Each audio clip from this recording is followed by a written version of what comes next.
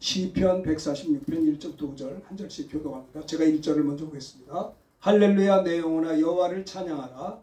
나의 생전에 여호와를 찬양하며 나의 평생에 내 하나님을 찬송하리라. 귀인들을 의지하지 말며 도울림이 없는 인생도 의지하지 말지니 그의 호흡이 끊어지며 흙으로 돌아가서 그날에 그의 생각이 소멸하리라. 5절 다 같이 합니다. 야곱의 하나님을 자기의 도움으로 삼으며 여호와 자기 하나님에게 자기 소망을 두는 자는 복이 있도다. 아멘. 시편 146편 1절부터 5절의 말씀을 중심으로 말씀에 함께 은혜 받고자 하는 말씀의 제목은요. 여호와를 경외하는 성도의 바른 자세. 한번 따라서 하시면 고맙습니다. 하나님을 경외하는 성도의 바른 자세. 이런 제목을 가지고 하나님을 경외하는 성도의 바른 자세. 자세가 발라야 된단 말이에요. 하나님 앞에서 하나님을 경외하는 성도의 바른 자세가 어떤 것인가에 대해서 함께 은혜를 나누려고 합니다. 무엇보다 2절을 함께 보겠습니다. 2절을 함께 봉독합니다. 시작. 나의 생전에 여호와를 찬양하며 나의 평생에 내 하나님을 찬송하리로다. 예수를 믿어 하나님의 자녀가 되고 그래서 하나님을 경외하는 성도들의 첫 번째 바른 자세가 뭐냐면 1절 2절에 똑같은 말씀입니다. 할렐루야 내 영혼아 여호와를 찬양하라. 그 다음에 2절에 보면 나의 생전에 여호와를 찬양하며 나의 평생에 내 하나님을 찬송하리로다. 그러니까 하나님을 경외하는 성도의 첫 번째 바른 자세가 뭐라고요? 항상 하나님을 찬송하는 것이다라는 거예요. 내 평생에 내 하나님을 찬송한다. 2절에 그렇게 말씀했어요. 내 생전에 여호와를 찬양하며 내 평생에 내 하나님을 찬송하리로다. 오늘 이 시편 146편 1절부터 5절의 말씀은요. 그 시편 기자는 자기 평생에 하나님을 찬양하겠다고 선언했습니다. 또 두 번째는 하나님 외에 인간을 의지하지 않을 것을 권면하고 있고요. 세 번째는 하나님에게 자기 소망을 두는 자는 복이 있다. 그러니까 하나님을 경외하는 성도의 바른 자세는 항상 하나님을 찬송하며 두 번째는 하나님만 의지하고 세 번째는 하나님께만 나의 소망을 두는 것이다. 이것이 하나님을 경외하는 성도의 세 가지 바른 자세라고 시편 146편 1절부터 5절은 우리에게 말씀하고 있는 것이죠. 내 생전에 히브리 말로 하이, 생전의 하이입니다. 내 생전에 내가 살아있는 동안에 내가 생존하여 있는 동안에 내 생전에 내 하나님을 찬송하며 찬양하다 그 말이죠. 내 평생 내 일생을 하나님을 찬양할 것을 이야기하고 있습니다. 자, 하나님을 경외하는 성도의 바른 자세가 뭐라고요? 내 평생에 내 하나님을 찬송하는 것이다. 왜 항상 하나님을 찬송해야 될까요? 우리가 너무나 잘 알잖아요. 이사야서 43장 21절 크게 한번 봅시다. 시작. 이 백성은 내가 나를 위하여 지었나니 나를 찬송하게 하려 함이라. 하나님의 택한 백성은 하나님이 누구를 위하여? 하나님을 위해서 지으셨어요. 왜요? 하나님을 찬송하게 하려 하심이라. 하나님께서 우리를 택하시고 하나님의 백성이 되게 하시고 예수를 믿어서 하나님의 자녀가 된 권세를 주신 고마우신 하나님의 뜻이 뭐냐면 이 하나님의 자녀들은 하나님이 하나님을 위해서 지으셨다는 겁니다. 그렇죠? 그래서 우리도 하나님을 위하여 살아야 돼요. 또 하나 하나님을 찬송하게 하려 함이라. 이게 하나님의 뜻이에요. 우리를 지으신 목적 중에 하나가 하나님을 찬송하게 하려 함이라. 그게 생각해 보세요. 우리 하나님을 경외한다고 하면서도 하나님을 경외하는 우리 성도들의 바른 자세가 하나님이 우리를 지으신 목적 중에 하나인 하나님을 찬송하게 하려 함이라고 말씀했는데 저와 여러분들이 찬송할 때 찬송의 삶을 찬양의 삶을 살아야 된다는 거예요. 항상 하나님을 찬송하는 거예요. 찬양은요 하나님께도 영광이 되지만 찬양할 때 우리가 힘이 나요. 찬양할 때 정말 영혼이 힘을 얻게 된다는 거예요. 그래서 마르틴 루터도 종교개혁할 때 사실 마르틴 루터는 누구요? 사제였어요. 신부였다고요. 그런데 그가 105개인가요? 그 종교개혁을 그러니까 성경이 잘못된 것을 성경을 그들이 잘못 해석하는 것을 제대로 가리키면서 이신득이 믿음으로 구원받는다는 것을 중심으로 그가 리폼 개혁을 했단 말이에요. 개혁을 했을 때 사실은 루터가 얼마나 외로웠겠어요. 그냥 강물이 흘러가는 대로 그대로 살면 좋은데 혼자 그냥 나와가지고 말씀대로 제대로 우리 신앙생활 합시다 하니까 얼마나 제명을 당하고 박해를 당하고 위협을 당했어요. 하면서 선한 일 하다가 힘들 때도 있었겠습니다만은 그럴 때마다 누구요? 루터는 찬송을 불렀대요. 내 주는 강한 성이요 방패와 병기 되시니. 찬송했다는 찬송. 큰 환난에서 우리를 구하여 내시리로다. 우리가요 이 찬송은 하나님 영광을 위해서 찬양도 하지만은 찬양을 할 때 우리 영혼이 힘을 얻어요. 하나님의 은혜가 있다 이 말이에요. 그래서 다윗이 하나님을 찬양하며 수금을 탈 때 그 찬양의 연주가 얼마나 능력이 있었든지 하나님께서 기뻐 받으시는 찬양 연주일 뿐만 아니라 그 누구요? 사울왕이 악신 귀신이 들려 있는데 그 찬양을 하는 동안에 그 귀신이 견디지 못하고 떠났단 말이에요. 그건 찬양이 승리의 비결인 것을 볼 수가 있어요. 자, 은혜가 충만한 사람들의 특징이 뭔지 아세요? 찬양이 입에서 끊어지지 않아요. 꿈속에서도 찬양하면 얼마나 기쁜 줄 아세요? 제가 전도사 때 옛날 그 생각이 나요. 전도사 때부터 뭐 이렇게 기도하고 이렇게 잠을 자는데 지금도 생생합니다. 옛날에는 이런 찬송을 복음성을 예수님 찬양, 예수님 찬양합시다. 그 찬송 참 많이 불러서 요즘에는 안 부르더라고요. 옛날 40여 년 전에 전도사 때 말입니다. 그런데 꿈속에서 제가 앞에 나 전도사니까 교인들에게 찬송이도 하면서 예수님 찬양 그리고 잠에서 깼어요. 근데 얼마나 마음이 기쁜지 몰라. 아니 내가 꿈에서 무슨 찬양하려고 합니까? 하나님이 찬양의 그 은혜를 주시니까 꿈에서도 찬양하고 꿈속에서도 막 교인들 앞에서 찬송인들 하면서 예수님 찬양합시다.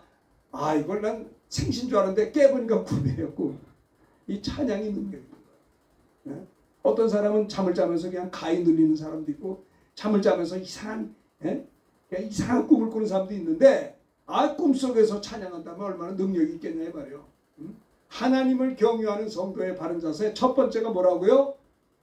항상 하나님을 찬송하는 것이 하나님을 경유하는 성도의 첫 번째 자세다 이 말이에요. 지금도 저를 위해서 22년 동안 주의 종되라고 기도해 주신 우리 할머님, 외할머님이세요. 이북에서 피난 오셔가지고 권사님이세요. 권사님이신데 그 우리 서복성 권사님, 우리 할머니 때문에 우리 윤씨들이 다 예수 믿었다고요. 우리 할머니가 그 외할아버지는 연세가 뭐 100몇십 세 되겠죠. 우리 외할아버지가. 우리 외할아버지는 유아 세례를 받은 분이에요. 그 옛날. 그리고 외할아버지의 어머니가 한국 초대교회 여전사님이었어요. 그래서 우리 어머니 쪽은요 예수 안 믿는 사람이 하나도 없어요. 다 전부 다 교회 다녀요. 전부 다. 어렵게 사시더라도 뭐 어쨌든 교회를 다 다니세요. 근데 저희는 우리 윤 씨는 저희 아버지부터 예수를 믿었으니 그도 오래됐어요. 우리 아버지 계시고 돌아가셨지만 우리들이 있죠. 우리들이 있고 또 뭐 있어요? 또 손자들이 있잖아요. 손자가 결혼해서 또 애를 낳았어요. 그리고 이게 4대가 예수 믿어요. 그런데 그 할머님의 기도를 통해서 우리 아버지도 예수 믿으셨고 우리 집안 식구들이 어릴 때부터 다 교회를 나갔어요. 우리 부모님은 피난 오셔서 영도시장 로타리에서 장사하셨어요. 양복점을 하시고 양장점을 하면서 억척스럽게 돈을 벌면서 5남매를 키워주셨어요. 그러다 보니까는 어머니 아버지는 아침에 일찍 나가셨다가 저녁에 늦게 들어오시고 그러니까 우리 할머니가 우리 5남매를 키워줄 수밖에 없어서 살림을 다 했다고요. 물론 밥하는 분들도 있었겠습니다만은 할머니가 다 그걸 주도했다고요. 그런데 우리 할머니의 손에서 어린 시절을 보냈어요. 어머니를 보는 것보다 할머니 보는 게 더 많아. 어머니 나가서 양장점을 하시니까 볼 수가 없어요. 가끔 보죠. 이렇게 저녁에 보고 아침에 보고. 근데 할머니하고 죄길 학교 갔다 오고 같이 있는 거예요. 근데 제가 감사한 거는 우리 할머니가 사실은 인간적으로 외로운 분이에요. 나중에 할아버지를 만났지만은 전쟁 이후에 42년 동안을 떨어져 사셨어요. 이산가족이라고 그러죠. 42년 만에 제가 국민학교 2학년 때 일본에 계신 우리 외할아버지가 우리 할머니하고 만나서 같이 이렇게 올라오셨다. 그게 42년 만이니까 42년 동안 어떻게 했어요? 얼마나 과부 아닌 과부로 외롭게 살았겠냐 이 말이에요. 그리고 아들도 우리 외삼촌이 한 분이 있는데 의사였어요. 의사였는데 6.25 전쟁통에 만주에서 내려오질 못해서 우리 어머니가 외딸이란 말이에요. 그러니까 외딸하고 같이 사는 거예요. 옛날에는요. 장모님이 이렇게 힘도 없어요. 요즘에는 장모님들이 힘이 센데 옛날에는요. 사이집에서 산다는 게 옛날에는 사실 업신여김을 받은 거예요. 제가 볼 때 그래요. 그래서 저도 아버지한테 아버지 할머니한테 좀 잘 좀 하세요. 왜냐면 이게 남자 중심이니까 그렇잖아요. 예전에는 남존여비가 심했어요. 그래서 아들 중심이고 시어머니가 최고지 장모님은 저리 갔다고요. 근데 우리 할머님이 외할머니가 사이집에 계시면서 우리를 키워주셨어요. 그래서 우리는 어린 시절에 할머니의 손길로 자랐어요. 근데 감사한 건 뭐냐? 우리 할머니는 정말 믿음의 사람이었어요. 인간적으로는 외롭죠. 할아버지하고도 40여 년을 떨어져 그 젊은 날에 혼자 사셨고 얼마나 외로웠겠어요. 그리고 힘도 없고 딸 하나 데리고 결혼했습니다만 또 하나는 아들도 떨어져 한 번도 만나지 못하고 전쟁통에. 그러니 할머니는 늘 새벽마다 눈물로 기도했어요. 아들이 보고 싶어서 우리 아들을 볼 수 있게 해달라고 얼마나 눈물로 기도하는 걸 늘 할머니를 봤고요. 그렇게 외롭기 짝이 없는 할머니지만은 그 할머니가 우리를 키우면서 밥 해주거나 설거지하거나 청소하시거나 우리를 돌봐주면서 우리 할머니 입에서 찬송이 떨어지는 걸 내가 본 적이 없어요. 늘 찬송을 불렀어요. 난 그래서 주일학교 다닐 때 어른 찬송을 많이 외웠어. 할머니 때문에 계속 어른 찬송 부르면 내가 잠시 세상 살면서 항상 찬송 부르다. 그건 주일학교 안 하거든요. 근데 할머니가 하도 해서 다 외웠다고요. 평화 평화로다 하늘 위에서 내려오니. 그 찬송을 난 어른 찬송들을 주일학교 때 할머니가 하도 불러가지고. 근데 지금 지나고 보니까 내가 얼마나 은혜로운 가정에서 자랐던가. 그 찬송 속에서 우리가 자랐고 할머님의 기도 소리에 또 할머니와 함께 가정 예배도 같이 드리면서 성장했다. 하나님을 경유하는 성도의 바른 자세가 뭘까요? 여기 보니까 이제 나의 생전의 여호와를 찬양하며 나의 평생에 내 하나님을 찬송하려. 여러분요, 자 행전이 봐요. 기쁠 때만 찬송하는 게 아니고요, 힘들 때도 찬송하는 거예요. 우리 인생은 희노애락이 계속 반복되는 것이 우리들의 삶인데 사람들이 즐거울 때는 누가 즐거워하지 못합니까? 그런데 역경과 힘든 속에서도 이 시편 기자는 말합니다. 나의 생전의 여호와를 찬양하며 나의 평생에 내 하나님을 찬송하리로다. 이게 뭐예요? 어떤 경우에서든지 하나님께 감사 찬송했다라고 하는 겁니다. 우리가 잘 아는 욥을 보세요. 욥은 모든 걸 다 잃어버리고 난 다음에도 욥기 1장에 보면 머리털을 밀고 옷을 찢고 회개 자기 역경당하면서 엎드려 하나님께 경배했다고 그랬어요. 그리고 주신 이도 여호와시오 거룩한 이시도 여호와시오니 여호와의 이름이 찬송을 받으실지니라 하면서 욥이 말입니다. 그 역경 가운데 찬송을 부르는 거예요. 원래 많은 사람들이 어려움을 당하면 그냥 한탄하고 나에게 왜 이런 일이 있었느냐, 이럴 수가 있느냐, 내가 얼마나 신앙생활 열심히 했는데 내가 왜 이렇게 됐냐면서 막 그렇게 원망비료한 사람 많잖아요. 욥은 달랐어요. 욥은 정말 어떤 경우에서든지 하나님을, 그게 승리의 비결이에요. 하나님을 경유하는 성도의 바른 자세 첫 번째는 시편 146편 2절의 말씀과 같이 내 생전의 여호와를 찬양하며 나의 평생에 내 하나님을 찬송하려. 뭐예요? 항상 하나님을 찬송하는 것이 성도의 바른 자세다라고 하는 겁니다. 아멘. 우리가 잘 아는 누구요? 바울과 실라가 복음을 전하다가 옥에 갇혔어요. 막 얻어맞고 옷을 찢기고 얼마나 자존심 상할 거예요. 어른인데 사도 바울이. 그리고 깊은 감옥에 가두었어요. 무슨 큰 죄인도 아닌데 발에 착고를 든든히 채웠어요. 그럼에도 불구하고 바울과 실라는 사도행전 16장 25절을 보면 따라합시다. 한밤중에 바울과 실라가 기도하고 하나님을 찬송하며 죄수들이 듣더라. 예, 한밤중에 그 감옥에서 기가 막힌 아무 죄도 없는데 복음 전하는 그거 하나 때문에 붙들려 감옥에 갇히고 얻어 터지고 깊은 감옥에 가두어지고 발에 착고에 든든히 채웠는데도 불구하고 한밤중에 바울과 실라가 하나님 앞에 기도할 뿐만 아니라 하나님을 어떻게 해요? 찬송하는데 죄수들이 그걸 들었다는 거예요. 찬송하는. 그러니까 우리들의 성도의 기본적인 자세가 중요해요. 이제는 내가 사는 것이 아니라 내 안에 주님이 살아계신 것이다. 우리가 잘 아는 대로 너희가 먹든지 마시든지 무엇을 하시든지 다 하나님의 영광을 위해서 하라. 그러니까 우리가 사는 것은요, 하나님의 영광을 위해서 살아야 된다라고 하는 겁니다. 내가 이 결단을 하고 이 결정을 내리고 어떤 행동을 하는 것도 이것이 하나님께 영광이 되는가 안 되는가를 판단해야 돼요.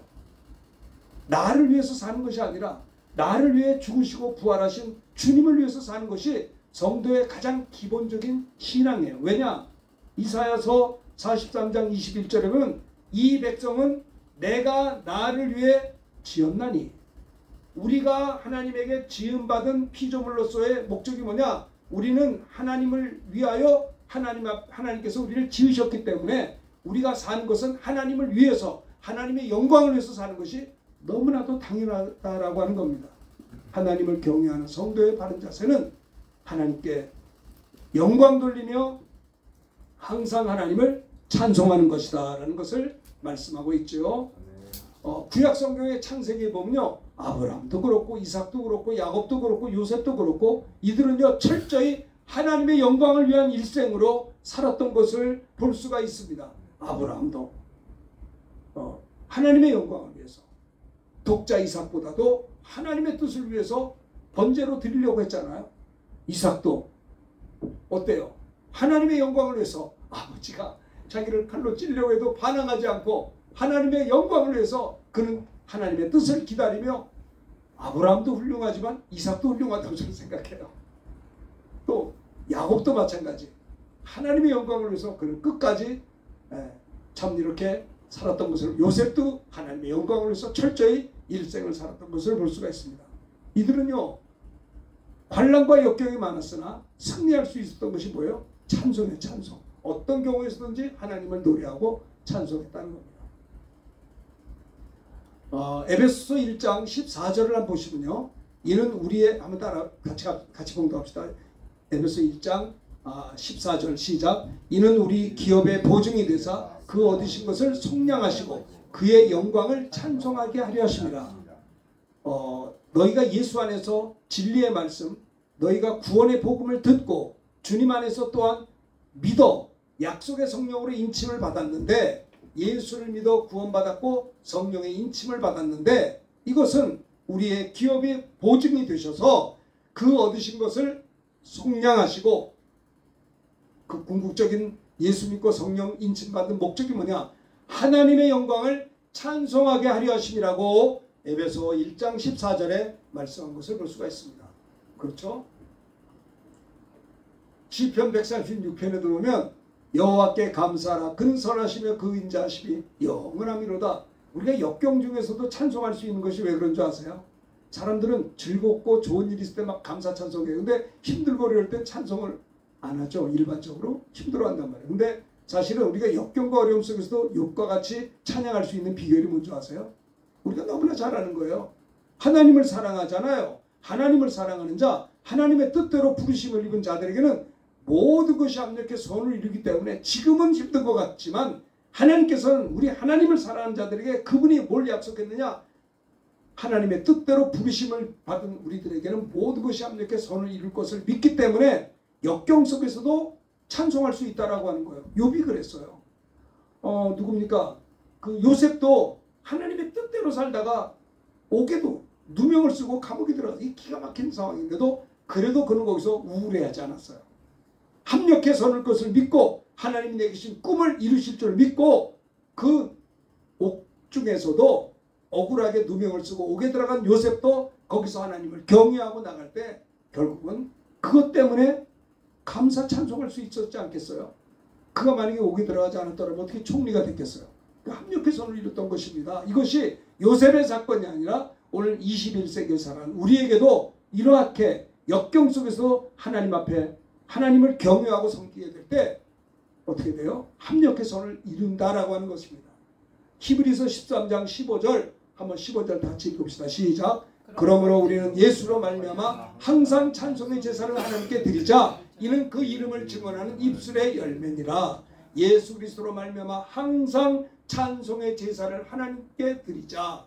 이것이 예수의 이름을 증언하는 입술의 열매다라고 했어요. 예수님으로 말미암아 항상 찬송의 제사를 하나님 아버지 앞에 드릴 것을 히브리서 13장 15절에서는 말하고 있고요. 사도 바울도 말합니다. 그럼 우리가 어찌할꼬? 마음으로 기도하고 영으로 기도하고 마음으로 찬양하고 영으로 찬양할지니라. 마음으로만 찬양하는 게 아니라 영으로도 찬양할 것을 고린도전서에서 사도 바울은 권면하고 있고요. 아까 말씀드린 대로 욥기 1장에는 욥은 역경 중에서도 찬송했어요. 적신의 신앙이죠. 그래가지고 그는 결국은 갑절의 축복을 받는 승리로 귀결된 것을 볼 수가 있습니다. 우리가 잘 아는 칼빈 종교개혁자죠. 루터와 칼빈이 정말 개신교의 뿌리를 형성하고 있잖아요. 그분들 때문에 믿음으로 말미암아 구원받았다라고 하는 이 개혁주의 신학이 시작된 것입니다. 생각을 해보세요. 이 로마 카톨릭이 얼마나 타락을 했냐면 예배당을 지으려고 성당을 지으려고 돈이 없잖아요. 그러니까 어떻게 해요? 예수 믿어 구원받는 것뿐만 아니라 너희들의 죄를 용서받으려면 돈을 내야 된다. 면죄부를 팔았어요. 그러니까 면죄부를 사야 용서를 받으니까 사람들이 죄 없는 사람이 어디가 다 면죄부를 샀단 말이야. 면죄부. 그러니까 성당에 돈이 어마어마하고 면죄부를 사야 되니까 그래야 천국 갈 거 아니에요. 이게 그것을 루터가 볼 때 저거는 잘못된 거다 이 말이에요. 너희가 그 은혜를 인하여 믿음으로 말미암아 구원을 얻었나니 이것이 너에게 난 것이 아니라 하나님의 선물이라. 행위로 말미암지 않아 이는 누구든지 자랑할 수 없습니다. 그거 가지고 종교개혁을 일으켰고 칼빈 선생님은 이것을 신앙을 이루게 된 거예요. 26살 때 기독교 강요라고 하는 성경 다음에 기가 막힌 책을 저술했잖아요. 칼빈 선생님은 참 은혜가 넘치는 분이고 참 대단한 우리 개신교의 교실을 이루는 훌륭한 인물이 아닐 수가 없습니다. 근데 칼빈주의의 첫 번째가 뭔지 아세요? 솔라 데오 글로리아. 오직 하나님께 영광을. 이거예요.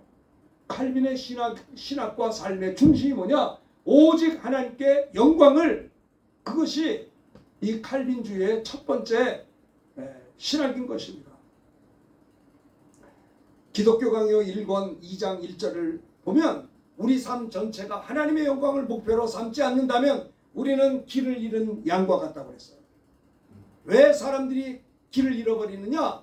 우리의 삶 전체가 하나님의 영광을 목표로 삼지 않았기 때문에 길을 잃을 것이다 라고 기독교 강요 1권에 나와 있고요.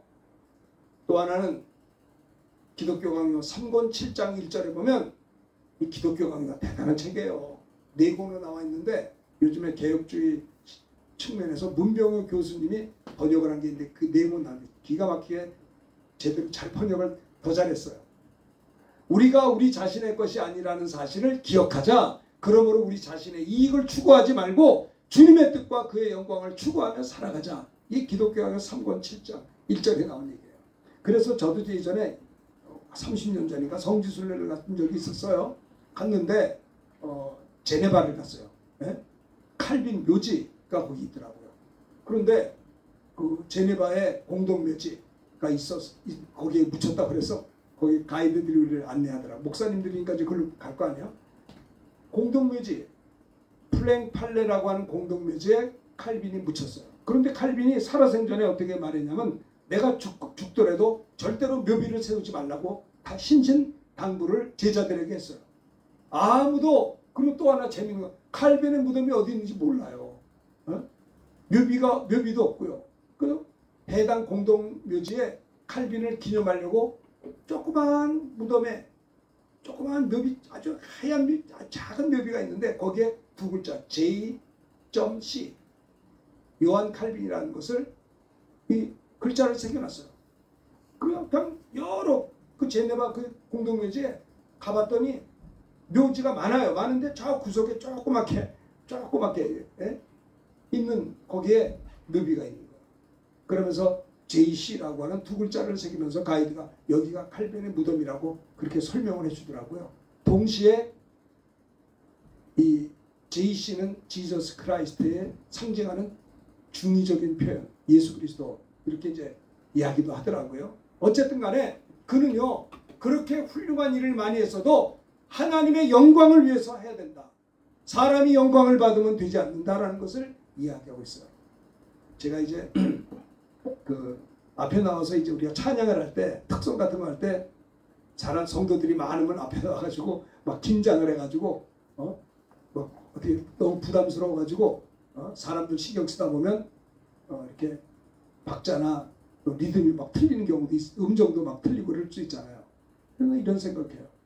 사람이 많이 있다 할지라도 앞에 나와서 특송을 하는 것은 하나님께 드려지는 찬양이지 뭐 사람에게 보여주려고 먼저 첫 번째는 하나님의 영광을 위해서 하나님께 드려지는 찬양인데 하나님을 의식해야지 앞에 계신 분이 많다고 해서 그 사람을 의식해서 막 긴장을 한다든가 부담을 갖는다. 이거는 나는 이 신본주의가 아니고 인본주의가 아닌가 싶어요. 얼마든지 수많은 사람들이 모여도 우리가 하나님을 찬양할 때는 하나님 들으시라고 하는 것이 아니겠냐 이 말이에요. 그렇죠? 그러면 그냥 하나님께 영광 돌리며 감사 찬송하면 되는 거예요. 자, 오늘 시편 146편 1절부터 5절의 말씀은 하나님을 경외하는 성도의 바른 자세가 무언가 생각해 보았습니다. 첫 번째는 뭐라고요? 나의 평생에 하나님을 찬송한다. 하나님께 영광 돌리며 감사하며 내 평생에 하나님을 찬송하는 것이 뭐예요? 하나님을 경외하는 성도의 첫 번째 바른 자세다라는 겁니다. 우리가 해야 될 건 뭐예요? 항상 하나님을 찬송하기로 결심을 이 시간에 하셔야 됩니다. 나는 어떤 경우에도 하나님을 찬양하리라. 기쁠 때도 또 슬플 때도 좋을 때도 괴로울 때도 항상 뭐예요? 나는 하나님을 찬양하리라. 건강할 때도 찬양하고 몸이 아플 때도 찬양하고 항상 하나님을 찬송한다. 이것이 하나님을 경외하는 성도의 첫 번째 바른 자세다라는 겁니다. 두 번째는 3절에 있어. 3절. 자, 146편 3절 다 같이 두 번째는 어떤 자세인가? 3절을 읽읍시다. 시작. 귀인들을 의지하지 말며 도울림이 없는 인생도 의지하지 말지니. 이게 무슨 말일까요? 도울림이 없는 인생도 의지하지 말라. 이게 뭐예요? 하나님만을 의지하는 거예요. 저 형제님 봐요. 우리가 힘들고 어려울 때 누가 나를 도와주는 사람 없을까? 저쪽에 내 친구는 부모님이 잘 나가서 그 부모님이 뒷배를 봐줘서 내 친구는 잘 나가는데 우리들의 부모님은 어떤가? 우리가 말이죠. 어떤 문제가 생기면 사람을 의지하는 게 인간의 본능인 것 같아요. 그래서 우리가 이렇게 뭐 인맥을 통해서 어떻게 도움을 받으려고 하는 것이 우리들의 본능일 수 있어요. 그런데 시편 146편 3절에 보면 귀인들을 의지하지 말며 이게 뭐예요? 아주 고귀한 그런 높은 이들을 의지하지 말며 도울림이 없는 인생도 의지하지 말지니. 하나님을 경외하는 성도의 바른 자세는 하나님만을 의지해야 될 것을 이야기합니다.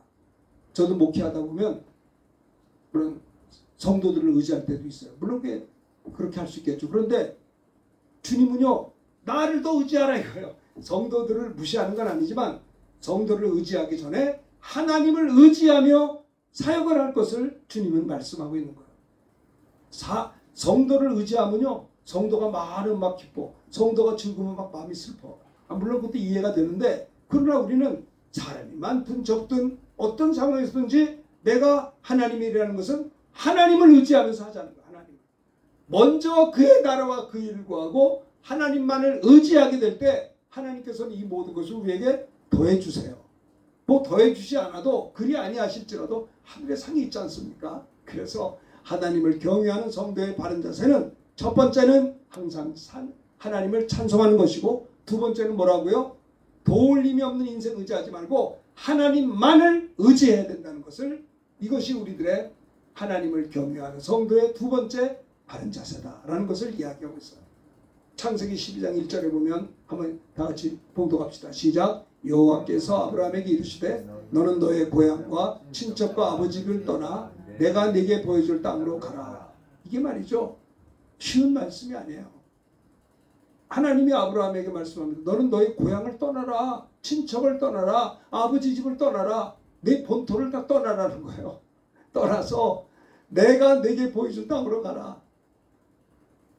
저는 사실 서울에서 태어나서 70년 가까이 살았습니다. 그러면 보세요. 생각해 보세요. 여기서 살면서 나는 서울을 떠난다는 걸 생각해 본 적이 없어요. 떠나도 다시 되는데, 예? 뭐 그렇잖아요. 뭐 수도권이 뭐 어떻고 지방이 어떤데 여기서 태어났기 때문에, 특별히 또 영등포에서 태어나서 여기서 자라서 목사까지 되고 신학교도, 그래서 우린 가봐야 목동, 여의도, 목동 옆에 있는 마곡, 이 영등포 중심에 근처. 저희 아버지께서 돌아가셨습니다. 저희 아버지도 영등시장에 로타에서 장사하셨는데, 그때 한창 그 뭡니까 강남이 개발됐다고, 옛날에 개발될 때 그때 강남은 촌이었어요. 영등포만도 못했다고요. 그런데 우리 그 담임 목사님이 사임하시면서 강남 쪽에 가서 개척을 했어요. 그래서 교회가 지금도 있어요. 큰 교회. 그 목사님 나중에 총회장까지 하셨어요. 합신 측에서. 그런데 저희들 보고 윤 집사님 우리 서초동으로 이사 갑시다.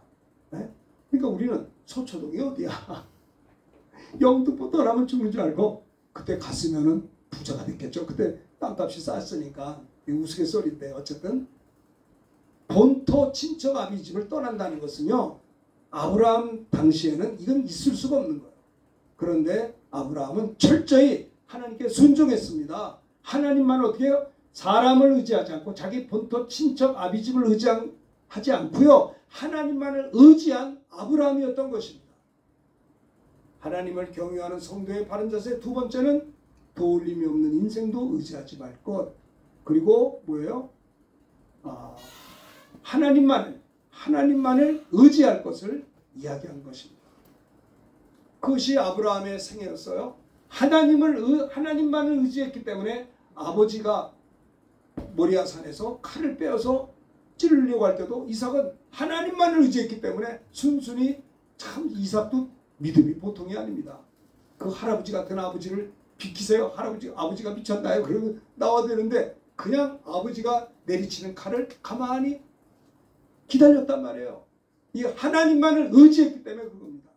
야곱도 하나님만을 의지했기 때문에 야복 나루 강가에서 하나님이 축복하지 않으면 내가 이 천사를 놓을 수 없습니다. 하나님만을 의지합니다 할 때 내 이름이 뭐냐? 야곱입니다.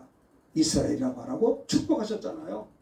요셉도 일생을 철저히 하나님만 의지했기 때문에 보디발의 아내가 자기를 유혹할 때 쓸쓸하게 밖에 나가 살면서 청년이 얼마든지 눈 한번 질금 감고 죄를 지면 그 주인집 마나님하고 죄를 지면 자기가 인간적으로도 좋아질 수도 있는 인간적인 것도 있겠으나, 요셉은요, 하나님 앞에 내가 어찌 죄를 질 수 있으랴, 사람 의지하지 않고 하나님만을 의지했던 것이 요셉 아니겠어요? 그리고 100세의 아들을 낳을 때도 아브라함은 하나님만 의지해서 100세에 이삭을 낳게 된 것을 볼 수가 있는 것입니다. 자, 오늘 우리는요, 또 요셉도 나중에 형님들한테 얘기했어요. 자기가 죽음을 앞두고 유언했습니다. 요셉이 자기 형제들에게 말합니다. 나는 죽을 것인데 그러나 하나님은 당신을 돌보시고 당신들을 이 땅에서 인도하여 내사 아브라함과 이삭과 야곱에게 맹세하신 땅에 이르게 할 것입니다. 나는 늙어서 지금 죽지만, 자기 형제들을 향해서 요셉이 말이죠. 창세기 50장 24절 25절에 보면 나는 죽을 거지만 하나님은 우리 형제들을 돌봐주시고 우리 형제들을 이 땅에서 인도하여 내사 아브라함과 이삭과 야곱에게 맹세한 땅에 이르게 될 거다.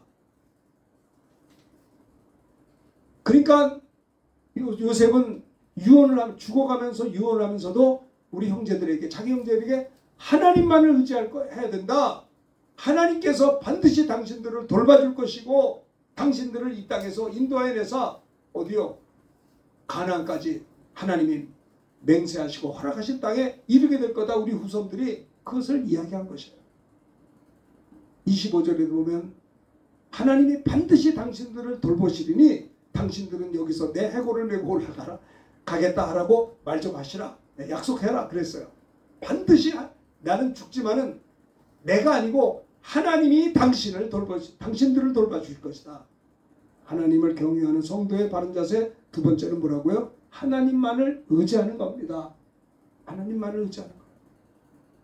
자, 세 번째 말씀을 전하고 이제 마무리를 하겠습니다. 세 번째는 세 번째 하기 전에 하나 더 합시다. 고린도후서 1장 9절 한번 읽어봅시다. 시작. 우리는 우리 자신이 사형 선고를 받은 줄 알았으니 이는 우리로 자기를 의지하지 말고 오직 죽은 자를 다시 살리시는 하나님만 의지하게 하렵니다. 사도 바울은요, 복음 전하다가 너무 어려웠어요. 너무 힘들어서 살 소망이 끊어졌다 그랬어요. 더 이상 어떻게 할 수가 없는 거예요. 야, 이제 우리는 이렇게 복음 전하다가 죽는구나.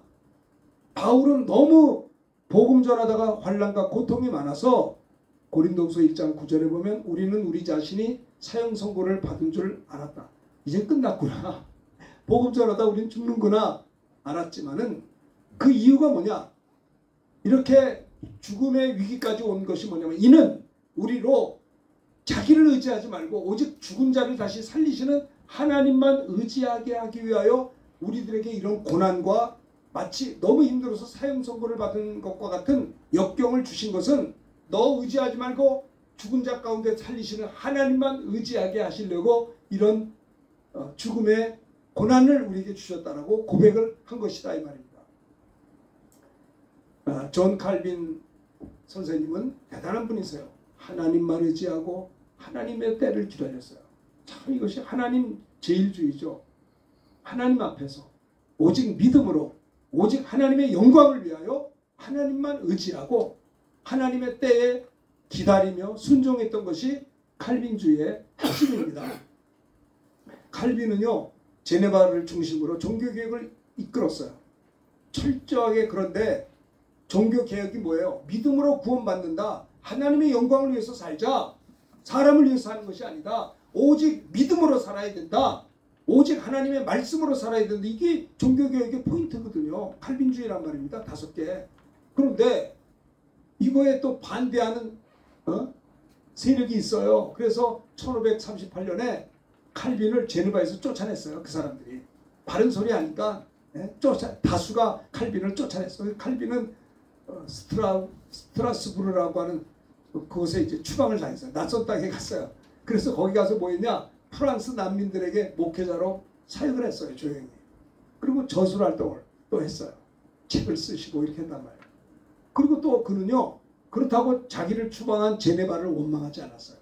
또 내가 제네바에 다시 복귀하기 위해서 어떤 계략을 꾸미지도 않았어요. 모든 상황이 하나님의 주권이요 하나님의 섭리라고 하나님께 맡겼어요. 그 역경 속에서 3년이 지났습니다. 제네바가 정치적으로 종교적으로 극심한 혼란이 있을 때 제네바 사람들은 칼빈을 다시 절실히 필요로 했다고 해요. 그래서 칼빈 선생님, 우리가 잘못했으니까 다시 돌아와 주시오. 언제는 또 칼빈을 추방했던 그 종교개혁, 그 칼빈주의, 그 하나 딴 거 아니에요. 우리 하나님의 영광 위에 살아야 됩니다. 오직 믿음으로 하는 겁니다. 오직 뭐요? 하나님 앞에서 우리 해야 되는 겁니다. 말씀을 하면 이런 게 아니까 이걸 반대했던 세력들이 추방기까지 했는데 나중에 3년이 지난 다음에 제네바가 혼란이 휩싸였을 때 칼빈을 다시 또 요청해서 그러니까 또 칼빈이 다시 돌아와서 개혁을 또 이끌었던 것을 볼 수가 있어요. 칼빈은 모든 상황을 하나님께 맡겼어요. 사람을 의지 않고 하나님 앞에서만 했다라고 하는 겁니다.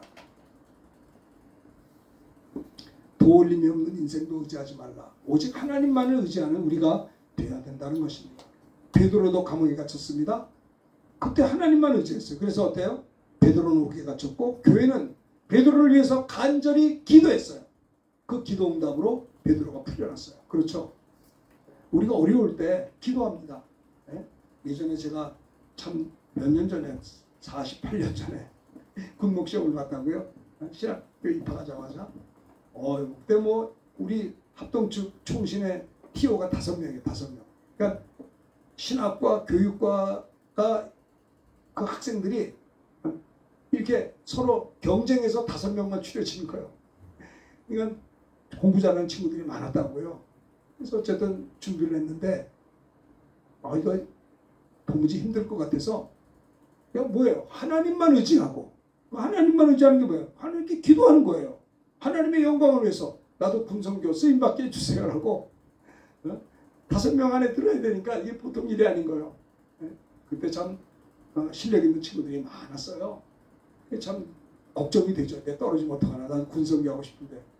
근데 하나님만 의지하는 게 뭐예요? 기도하는 거예요. 기도하고 공부하고, 걱정되면 또 기도하고 공부하고, 아침에 일어나자마자 무릎 꿇고 기도하고, 나는 하나님만 의지합니다. 하나님의 도우심으로 되길 원합니다. 이럴 때 하나님께서 합격하게 해주시더라고요. 하나님을 경외하는 성도의 바른 자세는 뭐라고요? 하나님만을 의지하라. 그럴 수 있겠습니까? 하나님만 의지하십시오. 여러분들이 어떤 일을 할 때 여러분을 돕는 사람이 있을 거예요. 그것도 하나님의 은혜죠. 그러나 도와주시는 사람도 있지만 궁극적으로는 배후에 계신 하나님만을 의지하면서 그 사람을 만나야 돼요. 하나님만을 의지하면서 하나님의 영광을 위해서 일을 하겠사오니, 내가 하나님이 어떤 좋은 분을 붙여주더라도 내가 저분을 사랑할 뿐이고 나는 하나님을 의지하면서 그와 함께 일을 해야 되는 거예요. 이게 중요한 거예요. 사람 따라가면 안 돼요. 제가 전사 때 우리 담임 목사님이 늘 불렀던 복음성가가 지금 기억이 나요. 주님만 의지합니다. 주님을 의지합니다. 내 목소리가 내 삶의 위로와 참 평안 주시는 주님을 의지합니다. 이거 전사 때요. 우리 목사님이 설교하시다가 주님을 의지합니다. 주님을 의지합니다. 내 삶의 위로와 참 평안 주시는 주님을 의지합니다. 그 찬양이 얼마나 은혜로운지요. 주님만 의지합니다. 주님을 의지합니다. 내 삶의 위로와 참 평안 주시는 주님을 의지합니다. 이 설교 준비할 때 그 찬송이 그렇게 생각이 나요. 그 전사 때 목사님 통해서 은혜 받았던 그 찬양이 저의 마음에 아주 이렇게 각인되어 있어요. 하나님을 경외하는 성도의 바른 자세는 따라합시다. 항상 하나님을 찬송함, 하나님만을 의지함. 자, 세 번째는 5절입니다. 이 말씀 마치려고 합니다. 5절 시작. 야곱의 하나님을 자기의 도움으로 삼으며 여호와 자기 하나님에게 자기 소망을 두는 자는 복이 있도다. 누가 복이 있어요? 하나님에게 나의 소망을 두는 자가 복이 있다는 겁니다. 하나님이 나의 소망이에요. 야곱의 하나님을 자기의 도움으로 삼으며, 하나님을 나의 도움으로 삼으며. 자, 여러분을 누가 도와줘요? 부모님이 도와줄까요? 도와줄 수 있겠죠. 근데 한계가 있어요. 부모도 허물 많은 사람이요. 부족하고 연약해요. 네? 애를 낳아서 키워보면 알 거 아니에요. 부모가 자녀들을 돕는데 부모도 한계가 있는 거예요. 연약한 자요. 네? 여러분을 누가 도와주십니까? 여러분을 이 땅에 보내주시고 예수 믿도록 택해 주시고 구원해 주시고 죄를 용서하시고 하나님의 자녀가 되게 하신 고마우신 하나님이 우리를 도와주실 것입니다. 할렐루야. 볼지어다 내가 세상 끝날까지 너희와 항상 함께 있을 것이다 그랬어요. 제가 중학교 다닐 때 우리 교회 전도사님이 우리 교회를 다른 교회로 떠나면서 마지막 설교를 했어요. 내가 정말 그랬어요. 섭섭하더라고. 내가 그 전도사님 너무 좋아했는데 중학교 다닐 때 우리 중등부 전도사님인데 그렇게 은혜롭게 설교하신 전도사님이 딴 교회로 간다는 거에서 왜 계속 계시지? 근데 뭐 하나님의 뜻이라는 게 할 말이 없죠. 그런데 그분이 주일 저녁에 목사님이 이제 그 전사님에게 당신이 이제 다음 주부터 다른 교회에 부임하게 됐으니 설교를 하시오. 그래서 설교를 하셨어요. 설교를 했는데 그 말씀을 지금도 기억해요. 뭐였냐면 우리 성도들 향해서 특별히 우리 중고등학교 학생들을 위해서 전사님이 이런 설교했어요. 나는 떠나지만 내가 당신들에게 주님과 말씀께 부탁합니다. 그 주님 그 말씀이 당신들을 든든하게 세울 것이고 당신들에게 그 말씀이 하나님 나라에 기업이 있게 하실 것입니다. 중학교 다닐 때요. 전 주일 저녁에 이렇게 앉아서 들으면서 우리 전사님 딴 교회로 가신데 섭섭해서 앉아서 설교를 듣다가 나는 떠나나 우리 주님과 주님의 말씀이 당신들을 든든히 붙잡아 줄 겁니다. 주님만 의지하는 거예요. 그 말씀이 당신을 믿음으로 세워줄 겁니다. 내가 주님께 당신들을 부탁하며 주님의 말씀 앞에 당신들을 의탁합니다. 야, 그렇게 설교하시는데 눈물이 나더라고요. 아니 왜 가시나. 근데 이제 정이 많이 들어 섭섭했죠. 근데 그렇게 은혜로운 전도사님이 지금은 8순이 훨씬 넘으셔서 김포에 산다는 이야기를 듣고 제가 지난달인가 한번 전화 통화를 한번 했어요. 전사님 나 윤원선이에요. 원선이 모르시더라고요. 옛날 얘기인데 알겠어요. 근데 저는 안다고요. 제가요 전사님 제가 목사가 됐어요. 목사가 아 그래요? 그러더라고요. 언제 한번 찾아뵐게요. 정말 저는요 좋은 분들을 많이 만났어요. 잊을 수가 없어요. 참 주의 종들을 잘 만나는 것도 복이. 아니 내가 지금 나이가 몇 살인데 내 중학교 때 우리 교회 전도사님 했던 설교가 지금도 기억나고 그분의 사랑이 그립고 말입니다. 내가 고등학교 때도 또 좋은 전사님한테 양육을 받았단 말입니다. 이게 이 만남의 축복이 얼마나 귀한지 몰라요. 자, 하나님을 경외하는 성도의 바른 자세 세 번째가 뭐냐? 하나님을 자기의 도움으로 삼으며 하나님에게 자기의 소망을 두는 자가 복이 있다는 겁니다. 우리의 소망은 하나님이세요. 나를 도와주시고 나를 일으켜주시고 나에게 건강 주시고 나에게 승리를 주시고 나를 도우시고 축복하시는 하나님이시다. 하나님이 나의 소망이시다라는 거예요. 하나님을 경외하는 성도의 세 번째 바른 자세는 뭐라고요? 하나님만을 소망하자는 거예요. 하나님만을 소망하자. 할렐루야. 하나님을 소망하자. 하나님만을 소망하자. 시편 39편 7절을 보면 주여 내가 이제 무엇을 바라리요? 따라합시다. 나의 소망은 주께 있나이다. 그렇게 생각하십니까? 여러분의 소망은 어디에 있습니까? 누굽니까? 네? 주여 내가 무엇을 이제 바라리요? 나의 소망은 주께 있습니다. 나를 도우실 일은 주님이십니다. 앞으로 내가 결혼을 하려고 하는데 내 결혼할 수 있는 것을 도와주실 일은 주님이십니다. 내가 코로나 때 힘들어서 다시 사업을 출발하려고 하는데 나를 도우실 분은 주님이십니다. 내가 사람을 의지 않고 주님만 의지합니다. 나를 도우시는 주님만을 찬양하며 살겠습니다. 나의 소망은 어떤 사람이 아니라 하나님만이 나의 소망이십니다. 이것이 하나님을 경외하는 성도의 바른 자세다라는 거예요. 심령이 가난한 자는 복이 있나니 천국이 그들의 것이며 내 심령이 교만하지 아니하고 겸손한 자가 복이 있습니다. 하나님이 아니면 나는 할 수 없습니다. 하나님이 아니면 나는 아무것도 할 수 없습니다. 하나님이 아니면 이 세상에 살아갈 수가 없습니다. 심령이 가난한 자가 복이 있어요. 야곱은 생각이 많고 꾀가 많은 사람이지만은 죽음의 위기 속에서 야복 나루터에서 죽음을 앞에 두고 형님을 만나기 전에 죽을까 벌벌벌 떨면서 살려달라고 기도할 때 하나님이 야곱의 환도뼈를 부러뜨려 버렸어요. 도망도 못 가 이제는. 그러니까 환도뼈가 부러지니 얼마나 쩔뚝거리며 힘들겠어.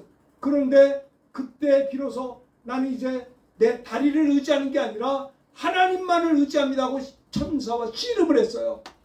야 놔둬라 빨리 간다. 나는 축복받지 않고는 천사를 놓을 수가 없습니다. 하나님과 씨름을 하는 거예요. 나는 하나님이 아니면 안 됩니다. 할 때 내 이름이 뭐냐? 야곱입니다. 이스라엘아. 그러면서 하나님께서 그를 축복하셨어요. 하나님의 축복을 받은 야곱이 형님을 찾아갔어요. 형님을 찾아갔더니 형님이 야곱을 끌어안고 같이 울었어요. 내가 이 형님을 만나니 내가 주님을 만난 것 같습니다. 20년 전에 자기가 잘못된 걸 용서를 구할 때 두 형제가 울었어요. 서로 화목을 주셨어요. 하나님과의 바른 관계를 가지니까 하나님이 형제 간에도 화목을 주신 거예요. 그리고 이 야곱이 말입니다. 네? 형님한테 형님 내가 예물을 준비했는데 좀 받아주세요 했는데도 형님은 아우야 난 내가 있는 게 충분해. 그냥 마음만 받고 가져가. 이게 영혼이 잘 되니까요. 네? 범사가 잘 돼. 선물을 줘도 받지도 않아요. 서로 불쌍히 여기고 서로 화목해졌다라는 겁니다. 야곱은 환도뼈가 부러질 때 야 난 왜 환도뼈가 부러졌나 이렇게 불평하는 것이 아니라 환도뼈를 하나님이 친 것은 하나님의 사랑인 겁니다. 야곱이 너무나 똑똑해서 머리를 쓰고 자꾸 거짓말을 잘하고 속이길 잘하니까 하나님이 환도뼈를 친 것은 뭐예요? 야곱아, 너는 나만 바라봐. 너의 소망이 세상이 아니고 어떤 것이 아니라 내가 너의 소망이다라는 걸 하나님이 가르쳐준 거예요. 야곱은 환도뼈가 부러져서 힘겨울 때 그때 하나님만을 소망했어요. 그래서 뭐라 그래요? 따라합시다. 하나님이 축복하지 않으시면 이 천사를 놓을 수 없습니다. 나의 소망은 주님에게 있습니다. 아침에 일어나서 하나님이 나를 돕지 않으면 내가 오늘 살 수가 없습니다. 하나님이 나를 돕지 않으면 내가 어떻게 목회를 하고, 내가 하나님이 나를 돕지 않으면 어떻게 사업을 하며 어떻게 직장생활을 할 수 있고 가정생활을 할 수 있습니까? 이게 뭐예요? 하나님을 경외하는 성도의 세 번째 바른 자세, 하나님만을 소망하는 것이다 라고 하는 겁니다. 주님은 우리를 너무나 사랑하셔서 질투하시는 하나님이세요. 영국의 청교도인들 보세요. 신앙의 자유를 찾아서 그들은 배를 타고 대서양을 건너서 신대륙을 발견해서 생각해 보십시오. 사람들이 왜 이민을 갑니까? 왜 이사 갑니까? 이사가 되는데 막 저기가 역세권인가 아닌가, 저거 아파트 집을 사면 이게 오를 걸까 안 올까, 그것 따라서 인생들은 다 가요. 그거 뭐 잘못됐다는 게 아니에요. 그런데 영국의 청교도인은 그걸 초월한 거예요. 이 영국의 좋은 것들 다 버리고 신앙의 자유를 찾기 위하여 세상의 모든 것 배설물처럼 여기고 배를 타고 얼마나 험한 항해를 했겠습니까? 그들은요, 비록 이 땅에 살지만 이 땅이 나의 소망이 아니라 하나님만을 소망으로 삼았기 때문에 신앙의 자유를 찾아서 대서양을 건너서 신대륙을 발견했고, 거기에 정착해서 그해 얻었던 것을 감사함으로 추수감사 예배를 드렸고요. 그들은 그렇게 쫓겨 내려왔지만 자기 집보다도 이들은 교회를 먼저 건축을 했어요. 여러분, 우리 신앙의 자세는 뭐냐? 너희는 먼저 그의 나라와 그 일을 구하라. 그리하면 이 모든 걸 너에게 더하신다고 했어요. 보세요. 왜 하나님의 영광을 위해서 살지 못하나요? 내가 먹든지 마시든지 뭘 하든지 다 하나님의 영광을 위해서 하자 이 말이에요. 난 어려서 주일학교 다니면서 아주 귀에 못이 박이도록 들었어요. 내가 이 말을 하고 이 행동을 하는 거, 저도 노는 거 좋아하고 보는 거 좋아해요. 여행 가는 거 좋아해요. 그런데 그것이 하나님께 영광이 되느냐 이 말이에요. 먼저 그의 나라와 그 일을 구하자 이 말이에요. 응? 그리하면 이 모든 것을 너에게 더하시리라. 뭐 그렇게 안 하셔도 그리 아니하실지라도 하지만 우리 마음의 자세가 야곱의 하나님을 자기의 도움으로 삼으며 여호와 자기 하나님에게 자기의 소망을 두는 자는 복이 있다라고 5절에 말씀했어요. 6.25 사변으로 남한에 내려온 북한의 목사님들, 장로님들, 성도님들은요, 갈 데가 없어서 서울에 쫓겨 내려와서 시장터에서 행상을 하고 장사하다가 상권을 죄다 잡았어요. 남대문 시장, 동대문 시장, 영등포 시장, 청량리 시장, 용산 시장, 평화시장, 경동시장, 뭐 각종 시장에는 다 북한 사람들이 오갈 데가 없으니까, 거처가 없으니까 거기서 이렇게 막 행상처럼 하다가 터를 잡아서 상권을 잡아서 그들이 뭐 했어요? 추명교회 세우고 영락교회 세우고 생은안교회, 영주교회, 성남교회, 동암교회, 영등포교회, 또 후암교회, 후암제일교회, 전부 다 남대문교회, 동덕교회, 이런 교회를 세운 거예요. 소망교회, 광림교회도 마찬가지예요. 다 그랬어요. 충영교회도 그렇죠. 충영교회도 우리 김 목사님이 세우셨잖아요. 돌아가신. 자기 집보다도 그들은 예배당을 먼저 세워서 서울을 복음화했어요. 왜? 하나님께만 소망을 두었기 때문에 그런 거예요. 자, 하나님을 경외하는 성도의 바른 자세라는 제목으로 소리를 지르면서 설교를 했습니다. 네, 평생에 하나님을 찬송하자. 따라합시다. 항상 하나님을 찬송하자. 도울리는 인생을 의지하지 말자. 이게 뭐예요? 따라합시다. 하나님만을 의지하자. 그렇게 하실 수 있어요? 하나님만을 의지하기 때문에 기도하는 거예요. 기도 왜 안 해요? 하나님 의지하지 않기 때문에 그런 거예요. 그 다음에 하나님에게 자기의 소망을 두자 이 말이에요. 따라합시다. 하나님만을 소망하자. 예, 하나님만을 소망하자. 내가 무엇을 이제 바라리요? 나의 소망은 주께 있나이다. 예? 그래서 우리가 먼저 그의 나라와 그 일을 구하고 이번 한 주간 사는 동안에도 하나님을 경외하는 성도님들의 바른 자세 3가지. 알겠죠? 항상 하나님 찬송하고 항상 하나님만 의지하고 하나님만을 소망하는 이번 한 주간이 다 되시기를 예수님의 이름으로 축원합니다. 우리 말씀드린 걸 생각하면서 찬송가 295장